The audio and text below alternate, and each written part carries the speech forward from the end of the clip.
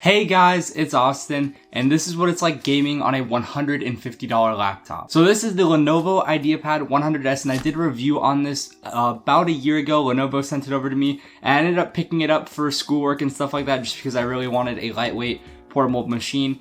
And recently I took it traveling with me and I wanted to see how well it could handle gaming. So while I was on vacation, I didn't have that much free time, so I didn't try that many different games, but I just wanted to see overall if it was capable of gaming. So in my review of this laptop, initially I tried gaming two different ways. I tried playing the Windows 10 edition of Minecraft and it worked perfectly fine, and it still does.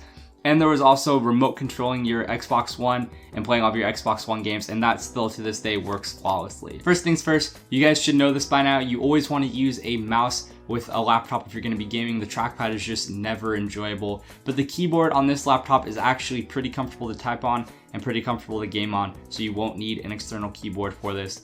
Just pick up an external mouse and you'll be totally fine. Some other games I tried were, I tried Call of Duty Modern Warfare 2. I know it's an older game, but it's still kind of fun. I cranked down the settings a little bit just so I could get a really high frame rate, and I was consistently getting above 60 frames per second each time on low settings at the 1366 by 768 screen resolution. And I thought, you know what, that's pretty cool. I was actually really surprised they could handle that. I tried Rocket League after that, and it just did not work. I dropped the resolution down below like 360p on the lowest settings, still not even playable frame rates, and of course at that quality you wouldn't even want to play the game anyways. I mean, really, the game was really bad looking, but I guess it's not as bad as the Galaxy S8 case.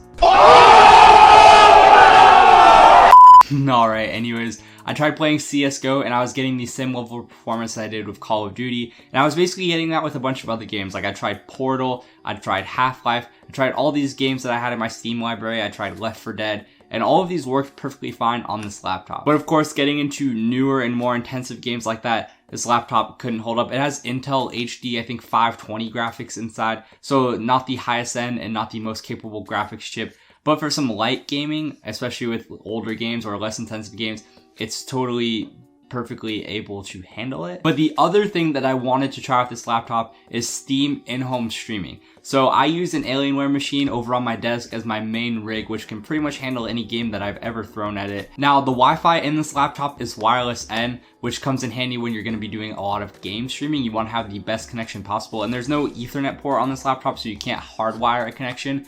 But with that being said, I was still able to perfectly stream games from my main computer over to this laptop, whether it was with Steam in-home streaming or, like I said, with the Xbox One connection. Perfectly fine, no latency or just a little bit of latency. I would say the better way for me to play, or the way that I found was more enjoyable, was through the Steam in-home streaming, just because the games typically looked a lot better and ran a lot better than with remote streaming on the Xbox One. It was more of a compressed image. But with that being said, both of the methods still work, and gaming overall on this laptop, if you keep it to older or less intensive games, is totally possible. Again, don't buy this thing just for gaming, but if you are balling on a budget and you maybe want to do a little bit of gaming aside from like schoolwork and stuff like that, it's totally capable of that. Speaking of balling on a budget, slick wraps. They can make your devices look a lot cooler for a lot cheaper. So maybe if you buy like a cheap phone, cheap laptop, and you want to make it stand out, look a little bit cooler, you can pick up some of their skins and completely change the look and feel of it,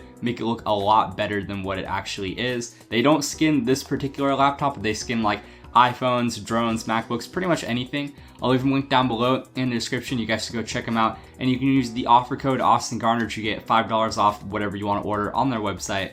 Anyways, thank you guys for watching, and I will see you guys in the next video.